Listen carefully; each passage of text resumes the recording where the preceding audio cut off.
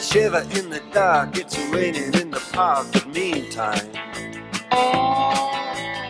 sound of the river, you stop and you hold everything. A band is blowing Dixie, double fall time. You feel alright when you hear the music ring. Nos habíamos quedado viendo esto de la localización. Y entonces básicamente nada más empezamos con la localización y entonces quedamos que sí va a haber un repaso. Pues voy a ver el repaso de localización, pero pues van a, o sea, les voy a dejar varios ejercicios, ¿no? Para que nos hagan lo que está pasando. Ok, entonces vamos a empezar. Entonces es localización y entonces vamos a considerar a un anillo conmutativo con 1, como siempre. Y voy a rehacer lo que estaba haciendo en la clase pasada, porque la clase pasada empezamos un poquito con localización de módulos. Y les decía yo que lo quería hacer con la propiedad universal, pero entonces luego lo borré y dije, no, lo vamos a hacer les va a dar la definición de ubicación de módulo tal cual, pero bueno, si repaso, creo que lo mejor es empezar con localización de anillos y ya luego pasar con localización de módulos tal cual. Entonces, vamos a empezar con localización de anillos. Entonces, vamos a hacer un anillo conmutativo con 1 y vamos a tomarnos S, un subconjunto multiplicativo. Y fíjense que aquí hay una cosa con los subconjuntos multiplicativos de A. O sea, recuerden que sea multiplicativo quiere decir que es cerrado bajo el producto, ¿no? Básicamente. Aunque mucha gente le pide que el 1 sea un elemento de S, ¿no? O sea, le piden que 1 sea un elemento de S. Entonces, yo lo que quiero que piensen en todo lo que vamos a hacer ahora es qué pasa si el 1 no está en S. Si las definiciones que puedo hacer y las cosas que puedo definir se pueden hacer también a pesar de que el 1 no esté en S o no, o qué cosas sí puedo hacer y qué cosas no puedo hacer y qué cosas lo puedo sustituir. Entonces vamos a tratar de pensar que cualquier cosa que yo les diga ahora de localización, también, lo que pasa es que hay quienes no le piden el 1 esté en S, ¿no? Y hacen otras cosas, pero tienen que hacer ciertos ajustes. A fin de cuentas, es más cómodo pedirle que el 1 esté en S.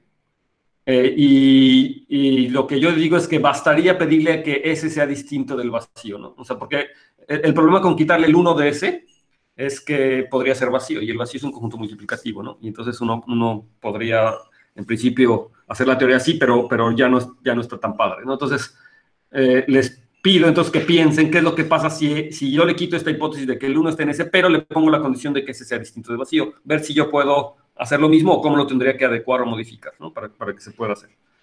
Entonces, vamos a considerar... lo que hicimos la vez pasada es que consideramos la relación de equivalencia en el producto cruz de S con A, y la relación de equivalencia era que decíamos que dos pares eran equivalentes solamente si existía un elemento T en S, de tal manera que T por S por A', o sea, por el producto cruzado, o sea, S por A' menos A' por S sea igual a 0, ¿no? Entonces, ustedes recuerdan la construcción de los racionales a partir de números enteros, y se acuerdan que es básicamente esta construcción, excepto que no le están pidiendo la existencia de ese T. La razón por la que no le piden la existencia de ese T es porque los enteros es un dominio entero. O sea, vean que cuando yo estoy trabajando con dominios enteros, es decir, si el anillo A es un dominio entero, pedirle la existencia de ese T es sobra, ¿verdad? Es de más, pues porque si T por ese producto es igual a 0, o T es igual a 0, o la otra lado es igual a 0. ¿Sí? ¿Sí? Entonces, digamos que quedaría de más. Bueno, hay una observación importante también, pensar qué es lo que pasa si el 0 está en T. Si el 0 está en el conjunto multiplicativo S, entonces esta relación de equivalencia me dice que todos los elementos están relacionados, ¿no? Justamente por la existencia de este elemento. Entonces, si el 0 no está en S, en un dominio entero, pues ya quedaría, o sea, en general, ¿no? Ok, no importa. Es una relación de equivalencia. Y ahora lo que voy a tratar de hacer en esta clase es que todo lo que escriba de morado, ya ven mi dislexia, todo lo que escriba de naranja es ejercicio o son cosas que tienen que verificar, ¿de acuerdo? Entonces, en particular, el que escriba notas de esto, pues se esperaría que ponga, que complete estos detalles, ¿no? O sea, hay que verificarlo. Algunas cosas son obvias o son inmediatas, pues a lo mejor no vale la pena escribirlos, pero que sí lo piensen o que existen, conscientes de que es verdad, ¿no? Entonces, al conjunto de clases de equivalencia, bajo esta relación de equivalencia, es a lo que denotábamos como la localización, S a lo menos 1 de A, que es S cruza módulo de esta relación de equivalencia, el conjunto de clases de equivalencia, y a la clase de equivalencia de un par, digamos, la clase de equivalencia de SA, lo denotábamos simplemente como el cociente S A entre S, ¿no? ¿De acuerdo? Entonces era lo que teníamos. Y entonces les digo que hay que ver varios ejercicios, y entonces la primera cosa que hay que pensar es qué pasa si el 0 está en S. Ya se los dije, ¿verdad? Si el 0 está en S, entonces el conjunto de clases de equivalencia solamente consta de una clase, que se puede ver que es la clase del 0, y entonces solamente tiene un elemento, ¿no? Es inmediato, ¿no? Y entonces aquí nuevamente, fíjense que aquí la clase del 0 le puse como 0 en el 1, lo cual estoy utilizando esta hipótesis de que el 1 está en S. Pero entonces les pregunto, ¿qué es lo que pasa si no le pido que el 1 esté en S? ¿No? ¿Qué pasaría, ¿no? En este caso, si el 1 no está en S, ¿no? Que lo piensen. Pero a cambio le estoy pidiendo que sea no vacío, ¿verdad? Entonces, que piensen qué es lo que está pasando. ¿A quién sería igual la clase, ¿no? También solamente tiene un elemento. Ok. Entonces, el ejercicio 2 es que podemos dotar a este conjunto, al conjunto de clases de equivalencia, de una estructura de anillo. Y la estructura de anillo va a ser definida con la suma como nos estamos imaginando, o sea, la suma de dos clases va a ser exactamente como hacemos la suma en los números racionales, como se define. Y entonces, parte de este ejercicio es ver que esta operación está bien definida, ¿no? ¿Sí? O sea, que no depende de los representantes, porque recuerden que estamos sumando clases. Entonces, no dependería de los representantes. Y por lo mismo también el producto, ay, no me gusta que me pase esto, y es lo malo de este programita, pero entonces me regreso. Entonces, el producto también está definido como no racionales, y también, por supuesto, hay que ver que es una estructura, hay que ver que está bien definido. Y entonces lo que yo digo es que con estas dos operaciones, además de que están bien definidas, estamos dotando a este conjunto, a la localización de una estructura de anillo. Y entonces, en particular, yo puedo decir quién es el 1 en esta estructura de anillo, les digo, pues es la clase del 1, y aquí nuevamente, fíjense cómo estoy utilizando que el 1 está en S de alguna manera, ¿verdad? Porque estoy dividiendo entre el 1, la clase del 1 sería el 1 entre 1, pero la pregunta es, ¿qué pasa? ¿Cómo podría ser esta definición si el 1 no está en S, pero S es distinto del vacío? ¿No? También lo puedo hacer, o qué otra condición le tengo que pedir a S para que, a pesar de que el 1 no esté ahí, yo puedo definir la unidad, un elemento de unidad ahí. Yo digo que sí se puede. Bueno, y el 0, pues es la clase del 0, ¿no? Entonces, de hecho, el anillo, la estructura de anillo que yo estoy obteniendo con ese L-1 de A, pues es un anillo de los que nos gustan, es decir, es un anillo conmutativo y con 1, con estas operaciones. Realmente, esta localización se trabaja tal cual como los racionales, ¿no? Son los racionales. Y fíjense, lo único que estamos haciendo con la localización, y por eso la notación es L-1A, ¿no? Por eso es esta notación que está aquí, ¿verdad? Esta notación es, déjenme cambiar el color, porque esta notación es L-1A, lo que no me está sugiriendo es que estoy invirtiendo a los elementos de S, o sea, que estoy dividiendo entre los elementos de S, ¿no? Estoy dividiendo, entonces es tal cual como los racionales, ¿verdad? En este conjunto, los elementos de S son unidades, ¿verdad? O los elementos de S son invertibles, porque el inverso de S es 1 entre S, claramente, ¿no? Por cómo está definido el producto, el inverso de un S en S es 1 entre S. Entonces estoy haciendo los elementos de S unidades. Ese es todo el chiste de la localización. La localización lo que busca es poder invertir a los elementos de S. Ok. Entonces, a partir de ahora, cuando cada que yo diga S-1 de A, estoy pensando en S-1 de A como el anillo que acabo de definir, ¿no? Entonces, es considerado como el anillo con su suma que acabo de definir y el producto. Ok, entonces, ¿qué más? Entonces, ahora yo digo que este anillo viene dotado con una aplicación, o yo puedo definir una aplicación que es muy natural, una aplicación canónica, de hecho es una aplicación natural en realidad, y es que a cada elemento A lo mando a A sobre 1, ¿verdad?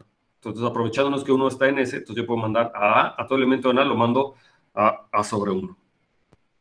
Y entonces lo que tienen que ver es que phi de S es un homomorfismo de anillos, y nuevamente yo les pregunto, ¿qué pasa si el 1 no está en S, pero S es distinto de vacío? O sea, les digo, constantemente nos vamos a estar preguntando con eso. Y entonces es un ejercicio, nuevamente, por eso lo escribí en morado, ver que este es un homomorfismo de anillos, ¿no? Que no pasa nada, y que incluso si ustedes lo llegan a poder definir, a pesar de que el 1 no está en S, también es un homomorfismo de anillos, no importa. Entonces, y es lo que le decía, que una cosa importante notar es que la imagen bajo este morfismo natural, o este morfismo canónico, de los elementos en S, va a caer dentro de las unidades de los elementos que son invertibles de la localización, es lo que les acabo de explicar, ¿verdad? ¿Sí? Los elementos que están aquí son las unidades, son invertibles. Y entonces ahora lo que yo quiero es dar la propiedad universal. le estoy diciendo que este morfismo es canónico, y es canónico porque de hecho es el que pertenece a una propiedad universal. Entonces, para ver cuál es la propiedad universal, lo voy a hacer en términos categóricos y lo voy a poner como la localización es un elemento inicial en una categoría. Recuerden que ser un elemento inicial es básica o final, ¿verdad? O un elemento inicial o un elemento final es lo mismo que dar la propiedad universal, es decir, que hay una cierta propiedad universal. Lo único es que hay que decir bien en qué categoría es donde está sucediendo esto. Entonces vamos a considerarse la categoría de tal manera que los objetos son los homomorfismos de anillos, de tal manera que la imagen de este conjunto multiplicativo, entonces yo estoy fijando a mi anillo A y a su conjunto multiplicativo ahí adentro. Entonces, de tal manera que el conjunto multiplicativo está dentro de las unidades de B, o sea que la imagen del conjunto multiplicativo va a las unidades de B. Entonces, en particular, lo que estoy viendo es que este anillo o este morfismo, digamos, este morfismo es un elemento de esta categoría, justamente por la observación que acabo de hacer, el ejercicio que acabo de hacer, ¿no? Es un elemento de esta categoría, ¿no? Y entonces ahora, ya que tengo mis objetos, que son estos morfismos, me gustaría decir quiénes son los morfismos en la categoría C.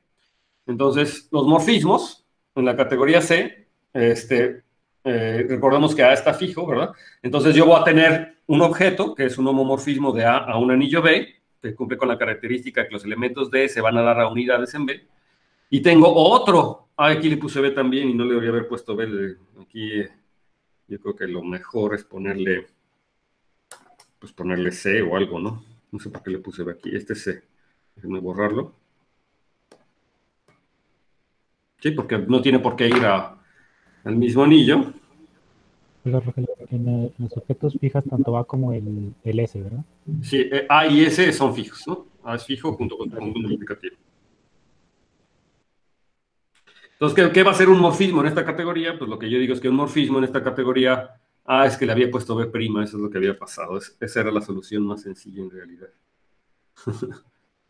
Déjenme entonces corregirlo, porque le había puesto aquí, en mis notas, según yo le había puesto aquí B', pero no vi el prima, o no lo había escrito, lo borré.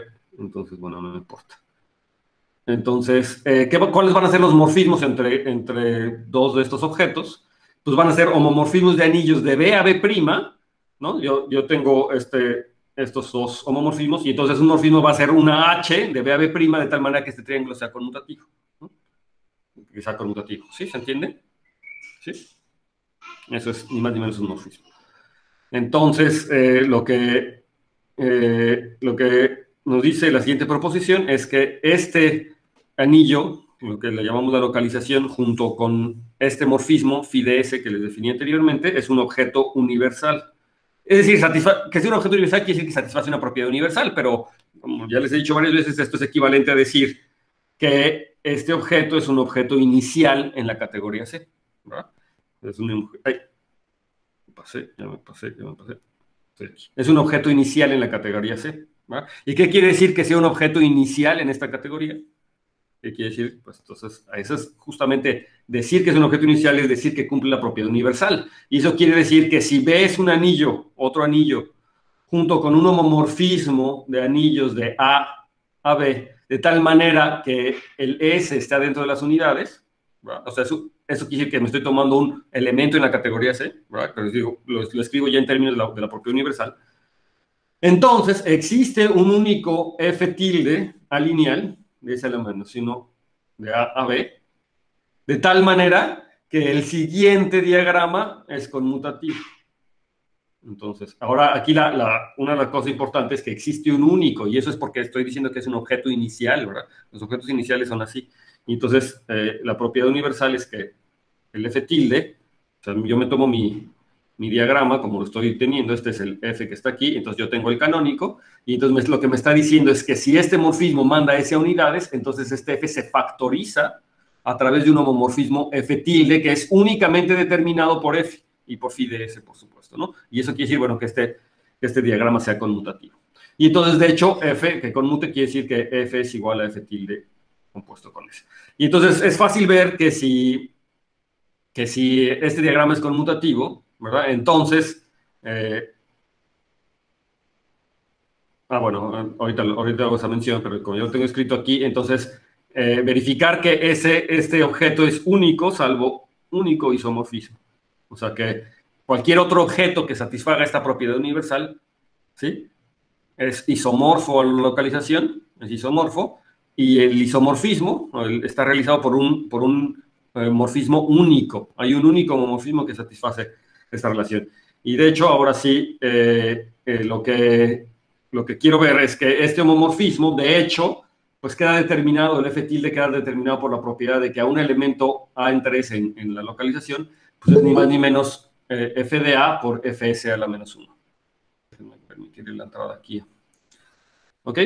Entonces, y de hecho, esta condición tiene que ver que en efecto así queda determinado, ¿verdad? Hay que ver que en efecto queda así determinado, por eso está también en naranja, pero es más o menos fácil de intuir, ¿verdad? O sea, si este triángulo conmuta, los S van a dar a unidades, entonces el S va a dar aquí a un elemento, acá abajo, que es 1 entre S, y este 1 entre S, pues la única forma que tengo de mandarle al 1 entre S para acá es como el inverso, ¿verdad? Como Fs a la menos 1. Y de hecho, si yo quiero que conmute, entonces F tilde de A entre S, pues debería ser como F de A entre F de S. Pero ¿qué es lo que quiere decir en realidad dividir entre F de S? Pues quiere decir multiplicar por el inverso de F de S, ¿no? Entonces, esta propiedad, digamos, que caracteriza al F tilde. Por supuesto, hay que ver que está bien definido, etcétera, ¿no? Pero entonces, para eso, justamente esa es la noción del ejercicio, ¿no? Hay que ver que existe y que es único. La unicidad, como siempre, pues es una consecuencia de la propiedad universal, ¿no? Una vez que yo tengo una propiedad universal, entonces siempre es único, salvo único isomorfismo. Entonces, el siguiente ejercicio es que si A es un dominio entero, y aquí es muy importante esta hipótesis de que sea un dominio entero, y si el 0 no es un elemento de S, ¿verdad? Si el 0 no es un elemento multiplicativo, entonces el phi de S es inyectivo, ¿verdad? Entonces, fíjense que esto me sugiere, ¿verdad? Me sugiere que este morfismo phi no siempre es inyectivo, ¿verdad? No siempre es inyectivo. Y entonces, de hecho, hay un ejemplo claro, ¿verdad? Que cuando no es inyectivo, justamente cuando S es igual a, cuando el 0 contiene, cuando el 0 está metido en S, pues claramente este módulo, por lo que acabamos de ver, sería el 0, tiene un único elemento, entonces no puede ser inyectivo, ¿de acuerdo? Entonces, de hecho, hay otros casos no triviales donde no es inyectivo, pero en el caso de dominios enteros sí es inyectivo, que es el caso, por ejemplo, de cuando yo tengo los enteros y los racionales, ¿verdad? Porque los racionales es la localización en el 0, de hecho es parte de lo que vamos a ver en los siguientes ejemplos. Entonces, ¿qué pasa si yo me tomo un anillo y me tomo el conjunto multiplicativo formado por las unidades? ¿Verdad? Está todo el mundo de acuerdo que el conjunto de unidades de un anillo es un conjunto multiplicativo, ¿de acuerdo? Y si mi anillo tiene 1, pues el 1 está ahí, entonces cumple con todas las propiedades. El producto de unidades es unidades. Entonces, ¿quién será la localización? ¿Quién será la localización de acuerdo a lo que les acabo de decir? Pues las unidades de A debe ser. ¿Las unidades de A? ¿No? Debería ser El A. mismo anillo, ¿no? Sí, exacto. Debería ser A, exactamente. Y bueno, es muy fácil verlo si entendimos la idea, ¿verdad? Porque el objetivo era invertir, o sea, agregarle a A.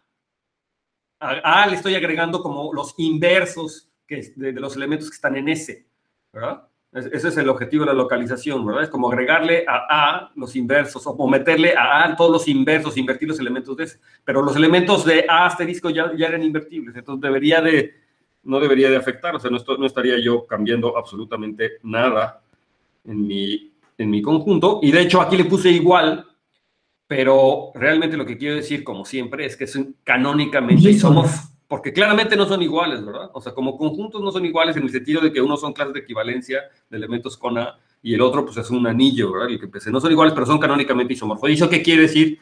Bueno, una forma de demostrarlo pues sería que el conjunto A en sí satisface la propiedad universal que yo le estoy pidiendo que satisfaga S a la menos 1 de A, ¿verdad? Entonces, si yo demuestro que A en este caso satisface esta propiedad universal, pues entonces tengo un isomorfismo canónico de este lado. Y es un fácil ejercicio, es muy fácil ver que se cumple en el caso de que el punto multiplicativo sean las unidades.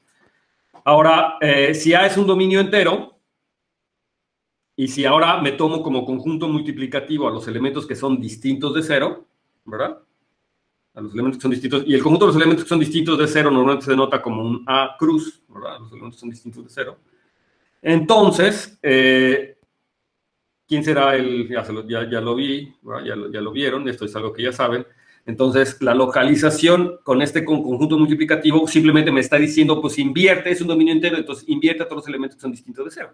Y eso es ni más ni menos lo que es el campo de fracciones de mi dominio entero. Es decir, todo dominio entero tiene un campo de fracciones, y si ustedes recuerdan la construcción de este campo de fracciones, pues es ni más ni menos que la localización. Bueno, o sea que, de hecho, la primera vez que uno ve campos de fracciones, ¿verdad? Pues eso lo ve uno en álgebra superior, no sé en qué, o sea, a principios de la carrera, ¿no?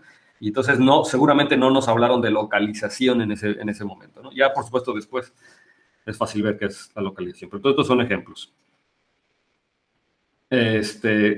Entonces yo tengo aquí en particular que el morfismo de A al campo de fracciones es inyectivo justamente porque se cumple que A es un dominio entero, ¿verdad? Entonces, de hecho, A se puede identificar con un subconjunto de su campo de fracciones, que es lo que hacemos siempre cuando tomo la definición usual, ¿verdad? Todo anillo, todo dominio entero está dentro de su campo de fracciones. Y esto es porque tengo este morfismo inyectivo.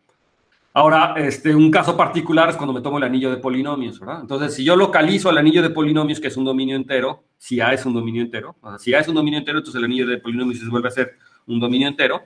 Entonces puedo fijarme en su campo de fracciones, o en otras palabras, puedo fijarme en la localización en este conjunto, ¿verdad? En el complemento del cero. Y lo que obtengo es lo que se llama el anillo de funciones racionales, que concretamente cuando A es un campo, entonces lo que obtengo es el campo de funciones racionales. Y básicamente está formado por cocientes de polinomios, ¿verdad? De tal manera que el denominador no es el polinomio cero, ¿de acuerdo? Entonces, esos son los ejemplos que seguramente los tenemos muy claros. Esos son ejemplos de localizaciones. Hay ejemplos muy importantes en geometría algebraica que a continuación vamos a ver. Este ejemplo es muy importante, que si me tomo P un ideal primo de A, ¿sí? Si es un ideal primo de A, entonces el complemento del ideal primo es un conjunto multiplicativo, ¿verdad? De hecho, es un conjunto multiplicativo de los que contienen al 1, porque mi anillo A es un anillo con 1. Entonces, es un conjunto multiplicativo de hecho, es equivalente, ¿verdad? Decir que P es un ideal primo a decir que el complemento es multiplicativo, ¿no? Si ustedes revisan la definición de ideal primo, entonces es equivalente eso. Y entonces, en este caso, yo puedo hacer la localización, y otra vez me regresé a donde no quería. En este caso, yo puedo hacer la localización. Y la localización, en este caso, la vamos a anotar por A subíndice P. Y aquí, esta es la notación de los algebristas. Pero aquí hay nuevamente, otra vez hay como una confusión, por ejemplo, en el caso de que A sea los enteros y que P sea un ideal primo, porque entonces tendría ZP, y entonces ya tengo otra notación para esa misma cosa, ¿no? O sea, si lo ve, cuando A es igual a los enteros y P es un ideal primo, entonces te estaría poniendo como ZP, a lo mejor P mayúscula, pero entonces ya hay varias cosas. Los enteros módulo P, que se denotan así, los enteros p-ádicos, que también se denotan así, y ahora la localización, que se denota sería como este conjunto, y no son iguales, ¿verdad? O sea, no son los mismos objetos.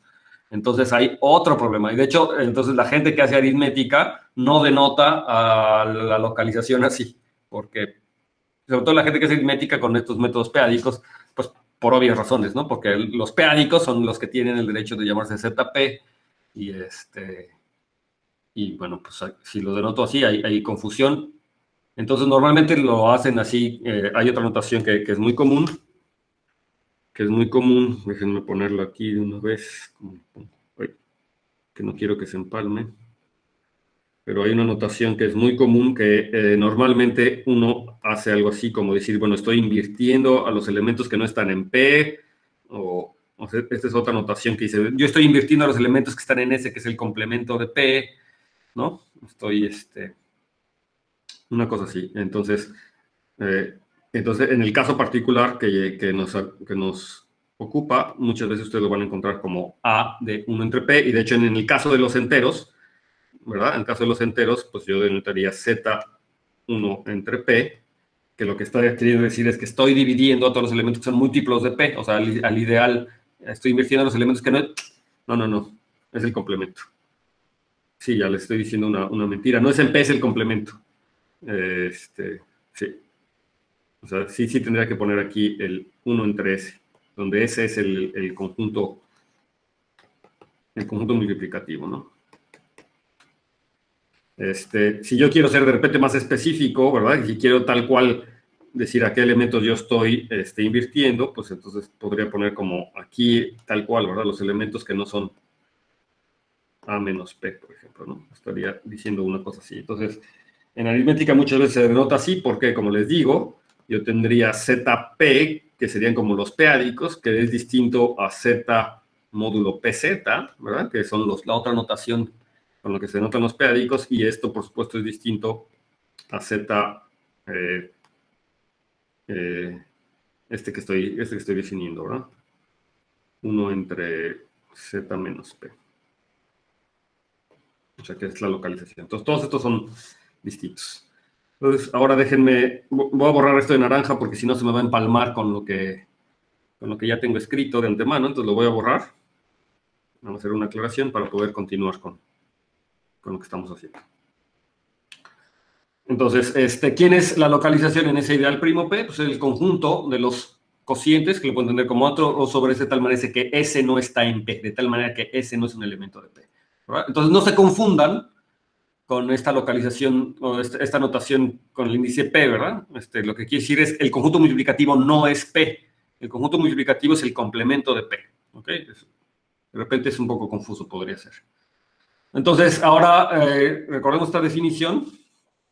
¿Qué cosa es un anillo local? Ya se los había dicho. Entonces, un anillo local es un anillo que tiene un único ideal maximal, ¿ok? Entonces, un anillo A es local, o decimos que es un anillo local si tiene un único ideal maximal, ¿ok? Entonces, aquí el ejercicio es que, de hecho, cuando yo hago esta construcción, y de hecho por eso se llama la localización, esta es la razón por la cual encontrar estos cocientes se llama la localización, y la razón es que para estos anillos, AP es un anillo local, y de hecho es un anillo local, y me pueden decir quién es su único ideal maximal. ¿Quién es el ideal maximal? P. Entonces el generado por P, ¿verdad? Entonces sería P a P, ¿no? Es el generado por P, ¿no? Que también se llama P a veces, ¿no? Entonces ese es el único ideal maximal que está aquí. Y entonces AP es llamado también el anillo local de A en P, o bien la localización de A en P, ¿sí? O el anillo local de A en P, ¿de acuerdo? Cuando yo esté estudiando geometría algebraica, entonces estos anillos los entiendo como anillos de funciones en abiertos, en un abierto, por ejemplo, en un abierto afín o en un espacio afín, y la localización, en este sentido, el punto P, recuerden, si ya estudiaron ustedes algo de geometría algebraica, ya saben que los ideales primos corresponden a puntos en el esquema, o bien, si quieren, tómenselo como un maximal para que sea un punto cerrado. Entonces, los ideales maximales corresponden a puntos, y entonces la localización, entendiendo el anillo A como funciones, pues corresponde al anillo de gérmenes de funciones, o sea, son las gérmenes de las funciones de A en ese punto. Entonces, eso lo vamos a ver cuando veamos eso, pero para que lo vayan teniendo en mente, ¿no? Ok, entonces sea es un subconjunto multiplicativo de A, y ahora vamos a tomarnos J de A al conjunto de ideales de A, ¿verdad? Y ahora yo voy a poder definir una función que le voy a llamar psi de S, su índice S, porque tengo que hacer referencia a las localizaciones, que va del conjunto de ideales de A al conjunto de ideales de la localización, ¿no? Entonces yo tengo el conjunto de ideales de A y el conjunto de ideales de la localización. Entonces ahí la cosa es que me gustaría como compararlos, ¿verdad? Me gustaría ver cómo pasar de uno de los otros. Entonces lo que vamos a hacer es que a cada ideal A yo lo voy a mandar a su localización, y ahorita les voy a decir quién es la localización. Entonces la localización como conjunto lo puedo notar como el conjunto de los elementos de la forma A sobre S, de tal manera que A está en el ideal, ¿verdad? O sea, ese es como el conjunto, tal cual, ¿no? Ahora, lo que hay que ver es que este conjunto es en efecto un ideal de S a la menos 1 de A, o sea, que sí está bien definido, ¿verdad? O sea, que el morfismo psi S sí está bien definido, o sea, que este conjunto que estoy definiendo sí es un ideal. Aquí lo interesante es esta notación, ¿verdad? O sea, fíjense lo que estoy haciendo, ¿no? Lo denoto como la localización, es la localización del ideal. Un poquito más adelante vamos a ver que en efecto todo esto tiene sentido denotarlo así, pero una observación interesante, que es otra cosa que quiero que vean, es que yo puedo fijarme bajo el homomorfismo, este es el homomorfismo canónico, puedo fijarme en la imagen del ideal A, Entonces, ustedes saben que la imagen de un ideal no es necesariamente un ideal, ¿verdad? Si me tengo un homomorfismo de anillos, entonces la imagen de un ideal no es necesariamente un ideal, pero entonces me puedo luego fijar en el ideal generado por ese conjunto, que es la imagen. Entonces yo les estoy diciendo es que, de hecho, este conjunto es, de hecho, lo que se llama la extensión del ideal A. O sea, es decir, es el ideal generado por la imagen del ideal A bajo el homomorfismo canónico que va de A a la localización. Coinciden. Entonces, en este caso, si ustedes ven que es esto, entonces automáticamente este objeto sería un ideal, ¿verdad? También lo pueden ver a mano, ¿verdad? A pata, ¿sí? O sea, demostrarlo directamente, pero otra forma es ver que en efecto es el ideal generado por la imagen del ideal en la localización. Entonces, automáticamente, pues es un ideal, y es eso lo que estoy poniendo, es el ideal generado por la imagen que está dentro de la localización. ¿Ok? Este morfismo va a ser importante más adelante. Iba a enunciar aquí la correspondencia, por ejemplo, que hay entre ideales primos y ese tipo de cosas, pero decidí que mejor no. Hay una correspondencia entre ideales primos, ¿verdad? De hecho, se los menciono, hay una biyección entre ideales primos de ciertos ideales primos de A, o sea, de los ideales primos de A que no cortan a S, al conjunto multiplicativo, y los ideales primos de la localización. Hay una biyección, de hecho, que preserva contenciones y que hace un montón de cosas. Pero eso cuando veamos el espectro, ¿verdad? El espectro de estos anillos, o sea, cuando lo veamos como esquemas afines, de hecho, además ese morfismo va a ser continuo con la topología de Sarisk que acabamos de definir. Entonces, mejor lo guardo para ese momento, pero está bien que lo vayan pensando, ¿no? De hecho, piensen, ¿no? ¿Qué es lo que le hacen los ideales primos este morfismo, ¿verdad? Y ver cuál sería la relación. Váyanlo pensando. Muy bien. Entonces, lo dejo eso para más adelante. Pero lo que sí es cosa interesantísimo de ver es que J de A es un monoide con la suma y el producto de ideales. O sea, es decir, J de A con la suma es un monoide, es decir, es una operación binaria asociativa, ¿verdad? La suma. O sea, yo puedo definir la suma de ideales, vuelvo a ser un ideal, y esa suma es asociativa, ¿no? Eso quiere decir que es un monoide con la suma. Pero de hecho yo también tengo el producto de ideales, y con el producto de ideales también es un monoide. De hecho, J de A es lo que lo conocen muchos algebristas como un retículo, es una látiz, donde tengo la unión o la suma como una de las operaciones de la látiz y el producto el producto como la otra operación de la látiz, ¿no? Es una látiz. Y de hecho lo que me estaría diciendo es que phi de S es un homomorfismo de retículos o de látiz. En este caso, pues lo podemos poner así. Phi de S es un homomorfismo de monoides entre estos monoides, ¿verdad? O sea, entre el monoide de ideales de A y el monoide de ideales de S-1 de A, con cualquiera de las dos estructuras de monoide con las que yo puedo dotar a los ideales, o sea, ya sea con la suma o ya sea con el producto. Entonces, por eso no lo pongo. Pero en otras palabras, lo que me está queriendo decir es que la localización de una suma de ideales es la suma de las localizaciones de los ideales, y que la localización de un producto de ideales es el producto de las localizaciones, ¿de acuerdo? Y, ay, ya me cambié de página. Y, ¿qué más? Sí, esto es parte de las cosas que ustedes tienen que verificar y que les va a preguntar la clase siguiente, ¿no? Así voy a agarrar a alguien y les voy a decir, a ver, Lili, no, por decir cualquier cosa, les voy a decir, a ver, esto, rápido, ¿no? Entonces les sugiero que lo tengan para la siguiente clase ya escrito, para que ya nada más me enseñen, pues, el argumento, ¿no? O sea, rapidísimo.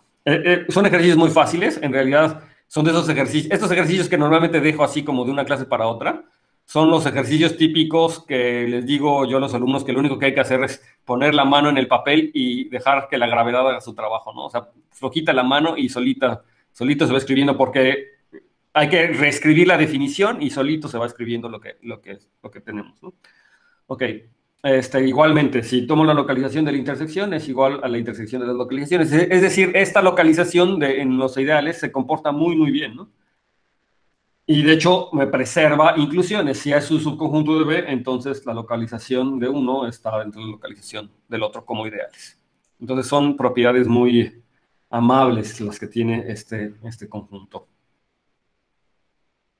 Y entonces, una nota es que ya que tengo phi de S que va de A a S a la menos 1 de A, y S a la menos 1 de A es además un anillo por las operaciones con las que les dimos, entonces este homomorfismo, que es un homomorfismo alineal, que además es un homomorfismo de anillos, ¿verdad? O sea que yo puedo ver que, trivialmente puedo ver que me respeta la estructura de anillos, el homomorfismo canónico. Entonces, lo que me estamos diciendo es que esto hace de A a la menos 1 de A una A álgebra, porque si recuerdan, según mi definición de A álgebra, pues la definición de álgebra es simplemente un homomorfismo de anillos de aquí para acá, pero entonces eso automáticamente quiere decir que yo tengo una acción de A en este conjunto o en este anillo dada por la multiplicación, ¿verdad?, de elementos de A. Sí, le dedicamos un tiempito a ver eso. Entonces, esto hace una álgebra. En particular, es un A-módulo, ¿no? Todas las álgebras en particular son A-módulos. Con la estructura de A-módulo justamente dada por la multiplicación con elementos de A. Y entonces ahora esto lo voy a utilizar para definir y darle la vuelta a la definición de la localización de un módulo. Le voy a dar la vuelta y le voy a definir así. Entonces, sea M un A-módulo y sea S un subconjunto multiplicativo de A. Ya sabe que estamos suponiendo que el 1 está en A para no complicarnos las cosas, pero insisto que ustedes han de pensar qué es lo que pasa si no le pido el 1, que el 1 esté en A, pero cambio la hipótesis de que sea distinto del vacío. Y entonces vamos a denotar por S a la menos 1 de M al S menos 1 de A módulo. Ay, otra vez me pasa esto, me choca que me pasa esto.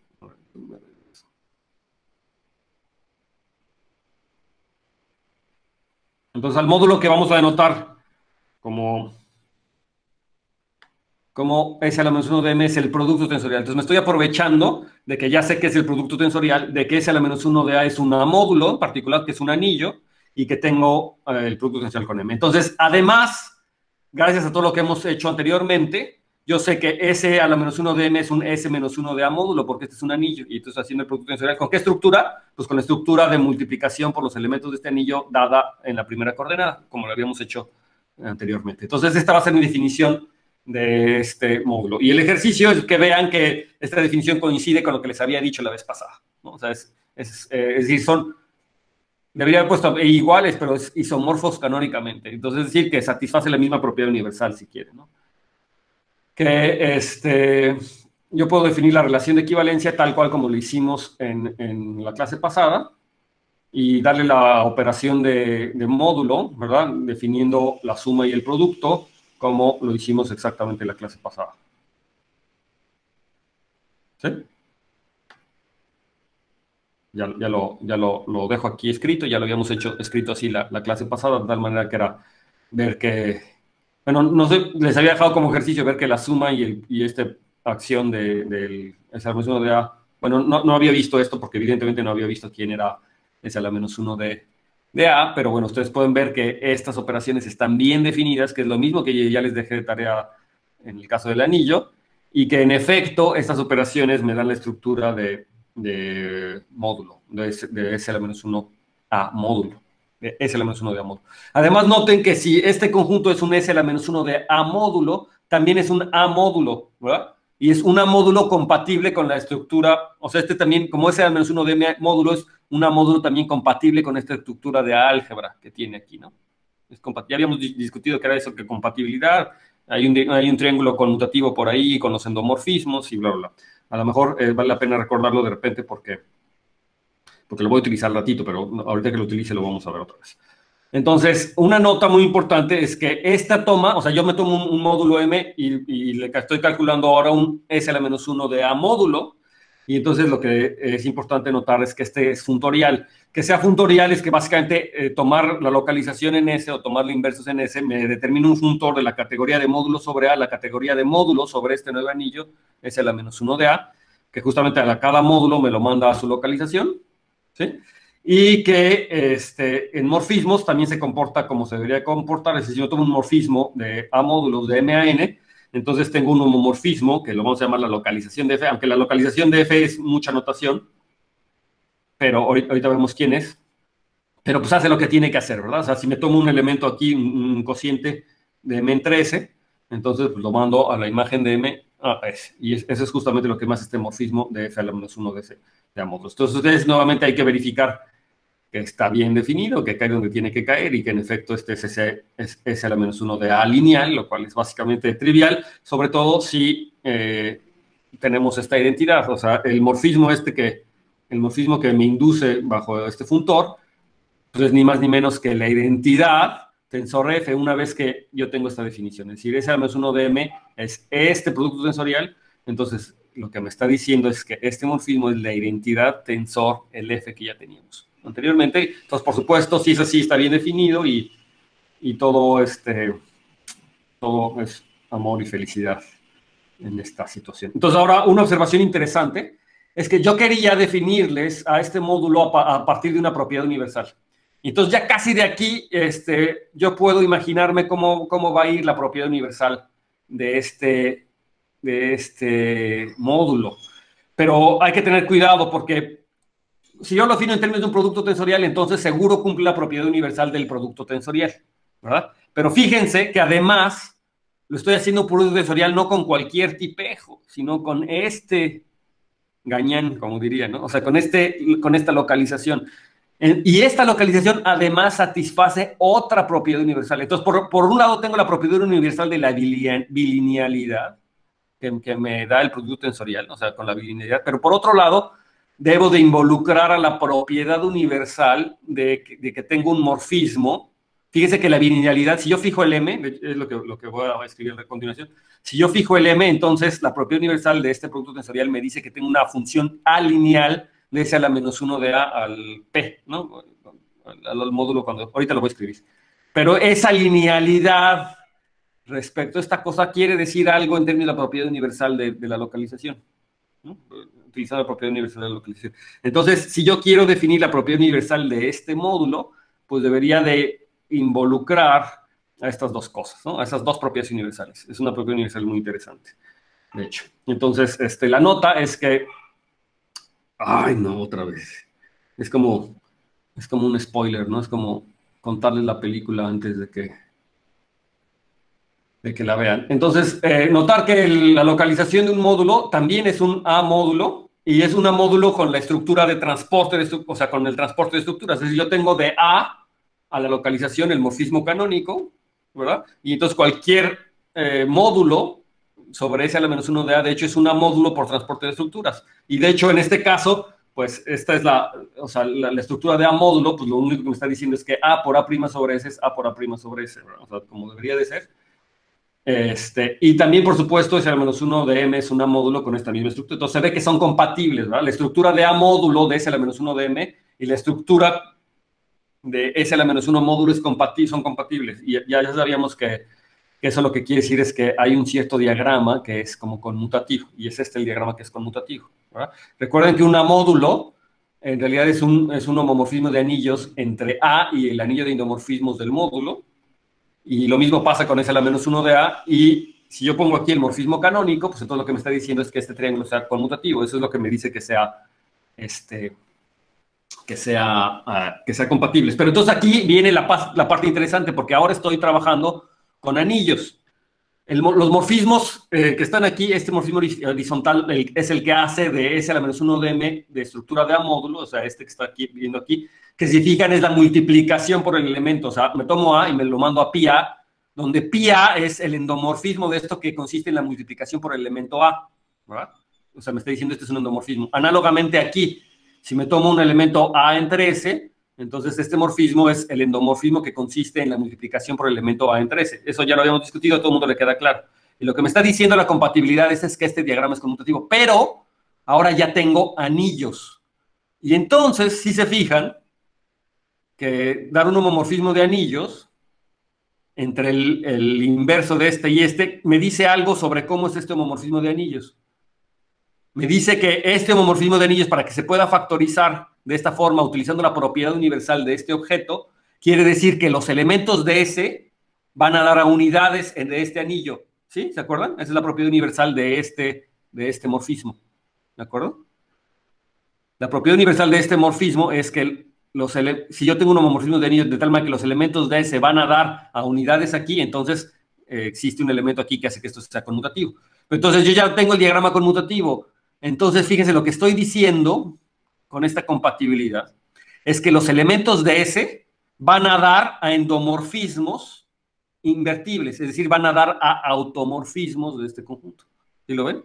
Esa es la propiedad universal de este objeto, aprovechando que tengo anillos. Aquí estoy haciendo un poquito de trampa, porque este anillo que está aquí no es conmutativo con 1, y en principio todo lo que habíamos, no es conmutativo al menos, y en principio todo lo que habíamos visto era con anillos conmutativos, pero pero sí se vale. Es decir, también se factoriza. De hecho, la localización yo la puedo definir para cualquier anillo, no necesito que sea conmutativo. Hay que tener, cuando no es conmutativo, hay que tener cuidado por dónde multiplicamos y algunas consideraciones, pero se puede definir. La localización es una cosa que se puede definir para anillos no necesariamente conmutativos, un poquito más complicado, pero se puede hacer.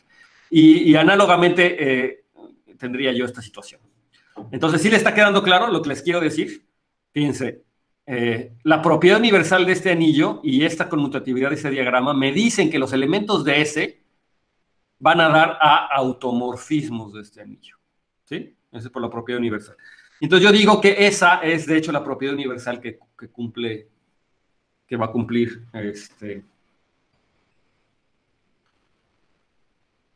Entonces, dar un homomorfismo de S a menos 1 a los endomorfismos de A es lo mismo que dar un homomorfismo de A a los endomorfismos de tal manera que S se factoriza, o sea, que S va a dar a los automorfismos, es lo que les estoy diciendo, ¿no?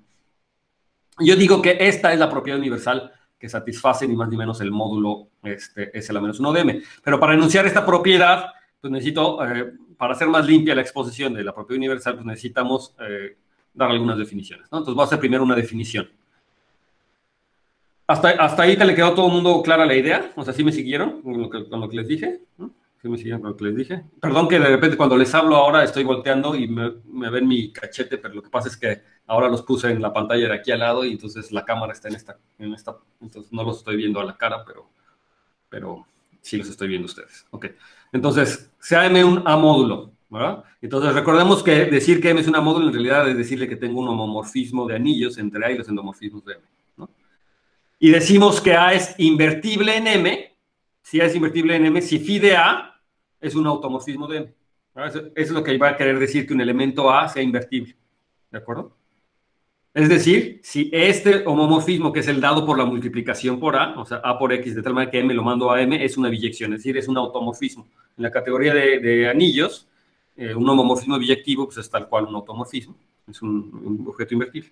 Entonces, de esta definición yo concluyo, ¿verdad?, que este morfismo que está aquí, ¿verdad?, es manda los elementos, perdón, este que está aquí, manda los elementos de S en invertibles, es decir, los elementos de S son invertibles en la localización, en S a la menos 1 de M. O sea, los elementos de S son invertibles en la localización, es lo que estoy, digamos, mi definición es un poquito más general que eso, pero si considero este morfismo, lo que estaría diciendo es que los elementos de S son invertibles en S a la menos 1 de M. ¿Ya quedó claro? ¿Sí? Con esta definición. Ok, ahora sí ya creo que puedo pasar a la... Ah, no, todavía no puedo pasar la propiedad universal. Entonces, la nota es que tenemos un homomorfismo canónico. Eso es algo interesante, porque si yo quiero ver una propiedad universal, tengo que decirles la categoría adecuada en la que estoy, ¿verdad? Entonces, tenemos un homomorfismo canónico que también lo voy a denotar por phi subíndice S, igualito que como lo hicimos para los anillos, pero de M a la localización ahora es al menos 1 de M, de tal manera que M lo mando a M sobre 1. ¿Verdad? Y aquí nuevamente estoy utilizando que el 1 esté en S, pero insisto que aunque el 1 no estuviera en S, pero fuera distinto del vacío, podría ser esta cosa, va haciendo una adecuación ahí interesante, pero siempre lo puedo hacer. ¿A alguien se le ocurre cómo lo podría definir, este mismo morfismo de entrada? Si no tengo el 1. Multiplicar por alguien de S arriba y abajo. Exacto, multiplico por ese S, que no, como es no vacío, existe un S que está ahí, entonces multiplico por arriba y por abajo y ya queda determinado. Y ahora lo único que hay que ver es que no depende de ese S, ¿verdad? Que si me tomo cualquier otro, me da lo mismo. Entonces es un pasito extra, pero se puede hacer, ¿no? Y esa es digamos, esa es la forma de meter el 1 en S sin que el 1 esté en S, ¿verdad? Es como fijarme en S sobre S, ¿no?, que es el elemento que está ahí. Ok, ese era el detalle, básicamente. Entonces, yo tengo este homomorfismo canónico que además es S a la menos 1 de A lineal, ¿verdad? Es además S a la menos 1 de A lineal, perdón, es A lineal, porque M es A lineal, ¿verdad? Es A lineal, no es A la menos 1 de A lineal, es A lineal. Pero además es A lineal, pero sí cumple que los elementos de S son invertibles. Y los voy a mandar a elementos invertibles. Entonces, esa es la otra nota, es que todo elemento de S es invertible en S a la menos 1 de M, de acuerdo a la definición que ya hemos visto. Entonces, la propiedad universal es la siguiente proposición, y me dice que este módulo de localización de M junto con este homomorfismo lineal phi de S, es un objeto universal. Y entonces, otra vez, para ver qué es un objeto universal, pues vamos a ver en qué categoría es un objeto inicial o un objeto final, dependiendo, ¿verdad? Las propiedades universales son, ya sea, se pueden expresar en términos de objetos iniciales en una categoría o en términos de objetos finales en otra categoría, en categoría. Depende si la propiedad universal, digamos que va en un sentido o en el otro sentido, ¿no? Pero siempre se puede, de hecho, siempre se puede expresar como un objeto inicial en una categoría. Y si la propiedad universal es de las que me voltea las flechas, entonces sería en la categoría opuesta, pero siempre sería como un objeto inicial. Ok, entonces, sea C la categoría, cuyos objetos son los homomorfismos alineales f de m a n, de tal manera que todo elemento S en S es invertible en N. Ay, otra vez, ¿por qué me pasa eso? Si te estoy poniendo pausa.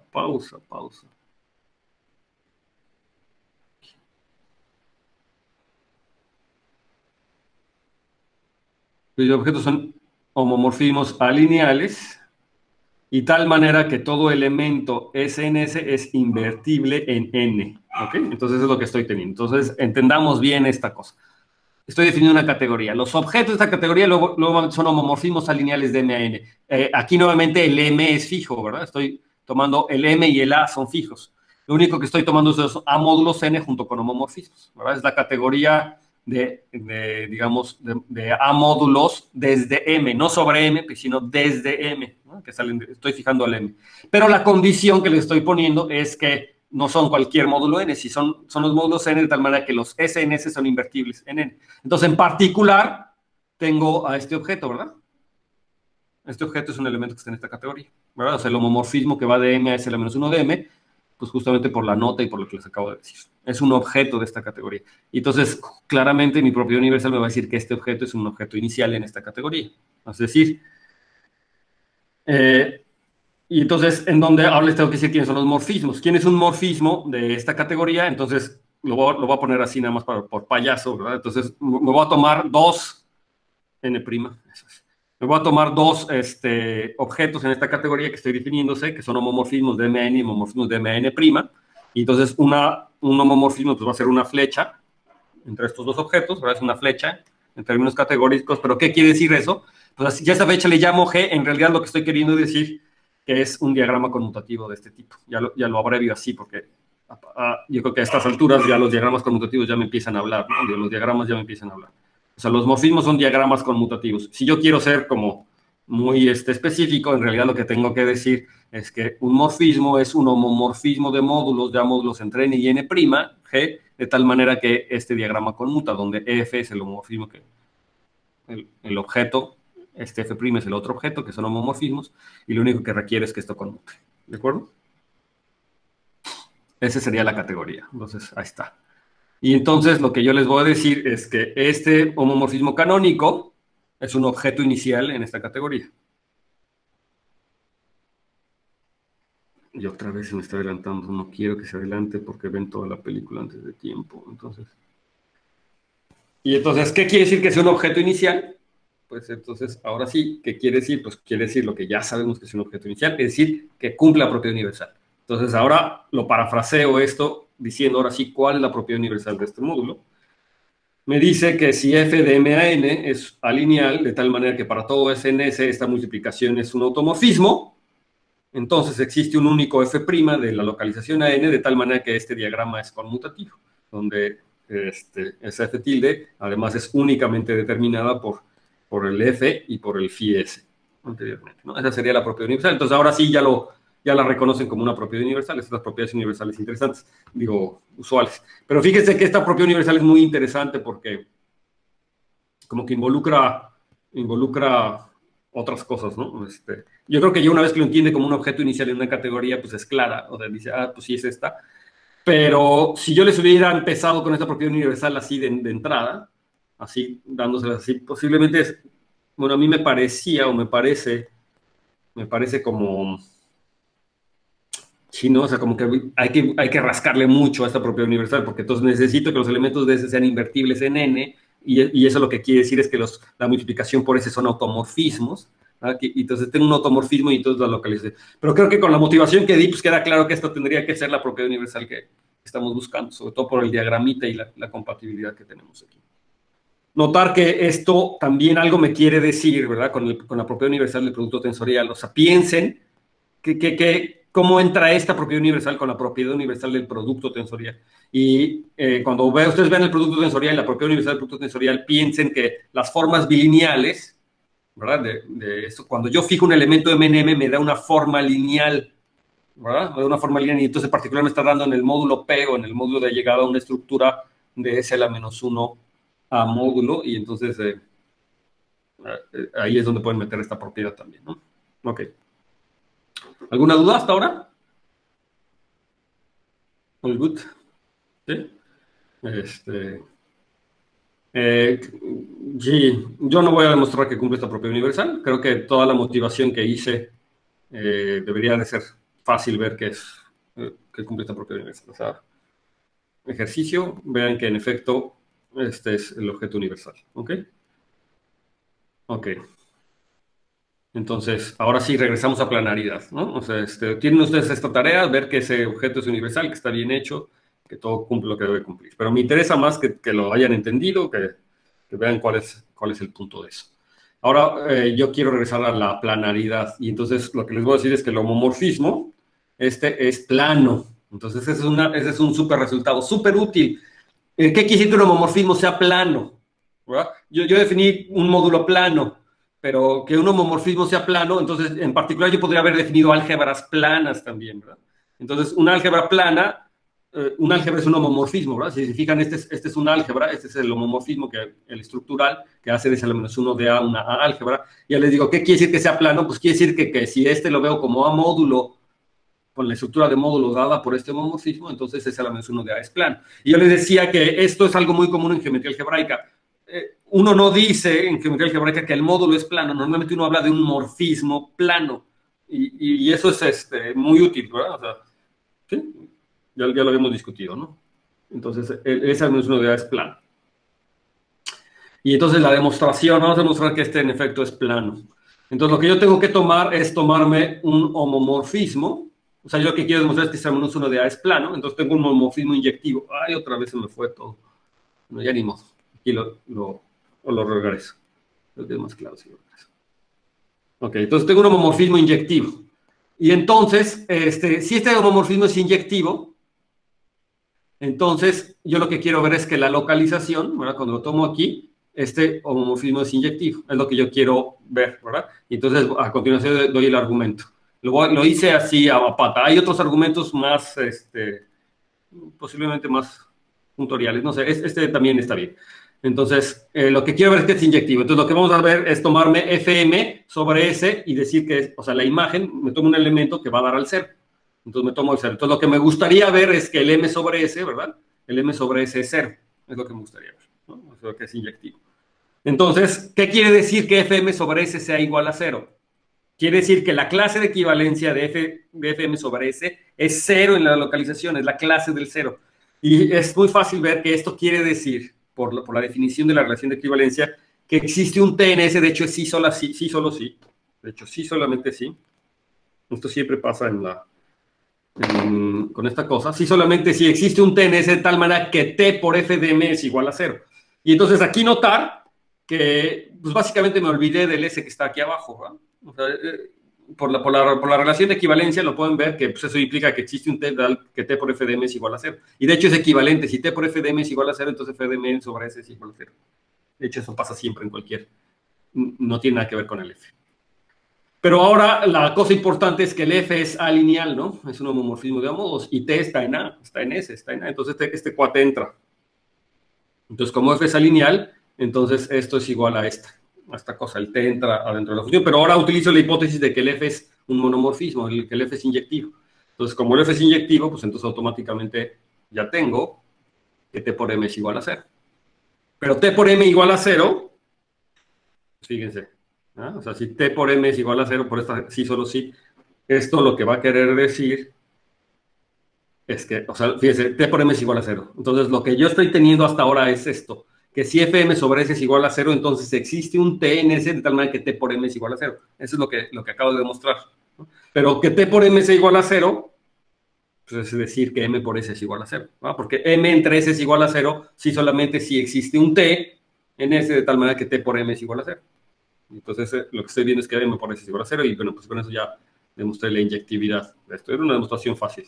Mucho más fácil posiblemente de las que les dejé, aunque las que les dejé también son muy fáciles. Son del tipo, ¿no? Nuevamente es una de las demostraciones de esas que les digo, que lo único que hay que poner es la pluma en el papel y dejar el brazo solito y se va escribiendo la demostración solita, porque lo único que hay que hacer es utilizar las definiciones, no hay nada. Entonces, por lo tanto, este morfismo es inyectivo y eso quiere decir ni más ni menos que S a la menos 1 de A es plano, ¿verdad? Porque recuerden, ¿verdad? Que esto es ni más ni menos que el producto tensorial, por definición, ¿verdad? Entonces, este es S a la menos 1 de A tensor M y este es S a la menos 1 de A tensor N. Entonces, esto quisiera decir que es plano, ¿verdad? Es decir, otra forma de escribir esto es que el funtor localización que les definí hace rato es exacto, izquierdo. ¿No? Es exacto, izquierdo. De hecho, exacto, porque me mando sucesión exactas cortas en sucesión exactas cortas, porque ya sé que exacto por la derecha siempre va a ser, ¿no? Porque tiene que ver con un producto tensorial. Entonces, lo que estamos diciendo es que el funtor, tomar localizaciones de la categoría de A módulos a la categoría de S a la menos 1 A módulos, es exacto. Es lo que se llama. Entonces sería es equivalente a decir que este coso es plano. Bien. Entonces esa propiedad es muy importante, ¿no? La vamos a utilizar mucho a partir de ahora. Entonces para eso necesito una propiedad local. Vamos a empezar a ver propiedad local. Recuerden que esta parte era el carácter local de la localización, ¿no? Entonces vamos a ver qué quiere decir eso de la propiedad local. Básicamente una propiedad local, como yo les había dicho la vez pasada, en la noción topológica de propiedad local, es que una propiedad que digamos que yo se cumple, pues la puedo medir cerca de un punto o cerca de los puntos, ¿verdad? Así como topológicamente, que sea local una propiedad quiere decir que la puedo medir alrededor de los puntitos, de cada uno de los puntitos. En álgebra, que sea local quiere decir, si lo pienso como funciones, si yo tengo una propiedad de algo, de un anillo, y lo pienso como funciones, quiere decir que lo puedo medir en términos de los gérmenes, o en términos de estas cosas que se llaman las localizaciones de un anillo. Entonces, se hace cero una propiedad local. Entonces, ser cero es una propiedad local. Es decir, que si yo tengo un módulo, o sea, M un módulo, y si la localización es en los ideales maximales es cero, para todo ideal maximal, entonces M es cero. Entonces, fíjense cómo, si ustedes ya saben un poquito de geometría algebraica, que creo que es el caso, ¿verdad?, de todos ustedes, entonces los ideales maximales se corresponden con puntos cerrados en el esquema fin, ¿verdad? Entonces, y los módulos pues, se pueden entender como una gavilla, o sea, como un conjunto de funciones, ¿verdad? En un abierto, en el abierto afín. Y lo que me está diciendo es que si una gavilla es cero en cada punto, o sea, que si las funciones se hacen cero en cada punto, entonces la función era cero en ese abiertito afín, ¿verdad? O sea, entonces los elementos son cero. Entonces es la propiedad local que geométricamente es mucho más clara, ¿no? Me dice, ser cero es una propiedad local. Un módulo M que es cero cuando lo localizo, para cada ideal maximal, entonces el módulo era cero. Rápidamente vamos a hacer la demostración. Entonces vamos a tomarnos un X en M, y entonces lo que queremos demostrar, en otras palabras, es que el anulador de X, o sea, yo quiero mostrar que todo elemento de X en M es cero, es el elemento cero. Y una forma de hacerlo es ver que el anulador es ni más ni menos todo el anillo, o bien que es el ideal generado por el 1.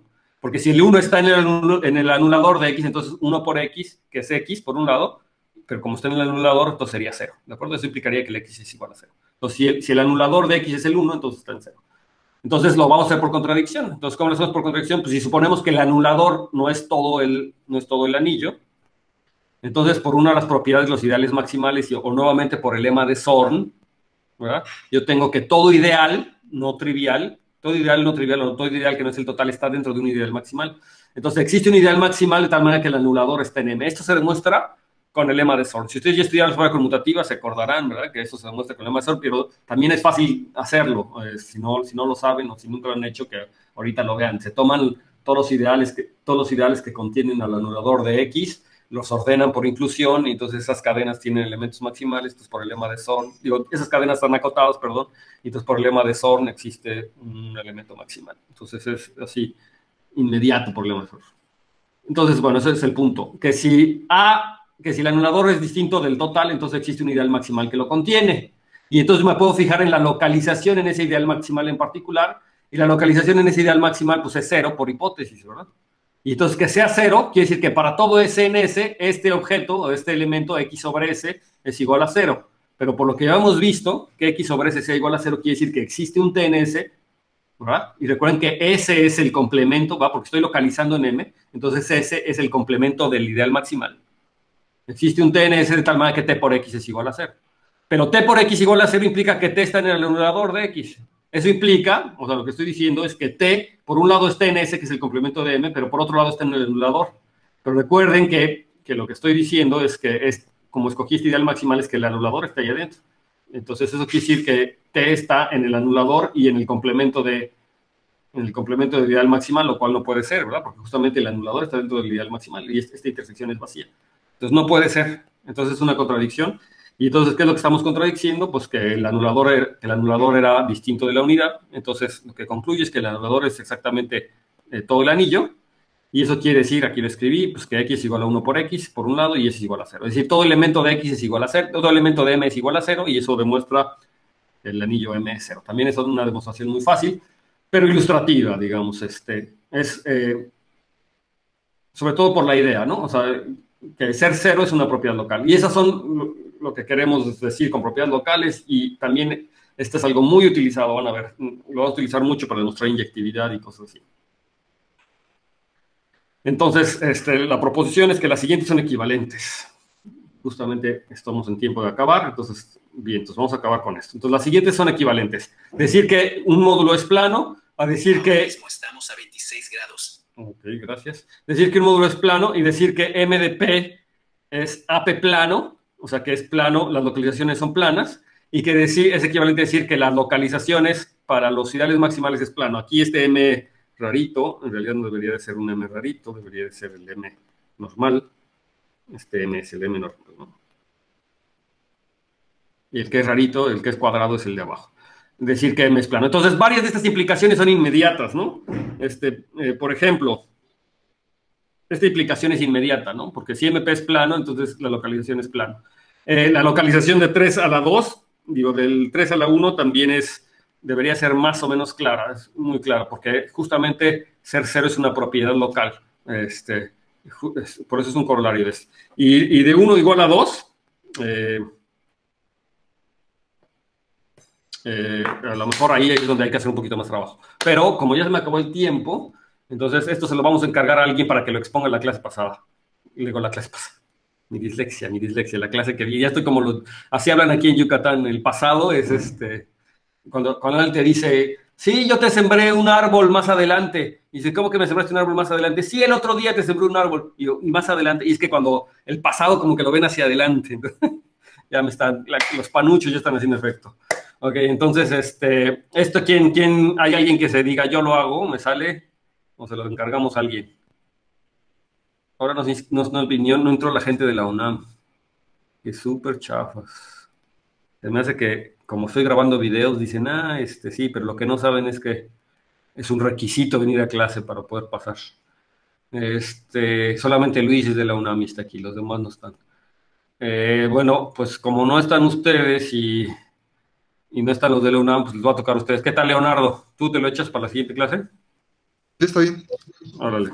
Y ya para que todo el mundo se lo eche, me faltan 5 minutos, también les voy a dejar un ejercicio, entonces otro ejercicio para acabar. Ya lo voy a escribir. Entonces, una definición, un dominio de Dedekind es un dominio entero. Esta es una definición interesante porque me gusta, porque la podemos hacer ahora sin decir más. Entonces, un dominio de Dedekind es un dominio entero A cuyas localizaciones son dominios ideales principales para todo primo P.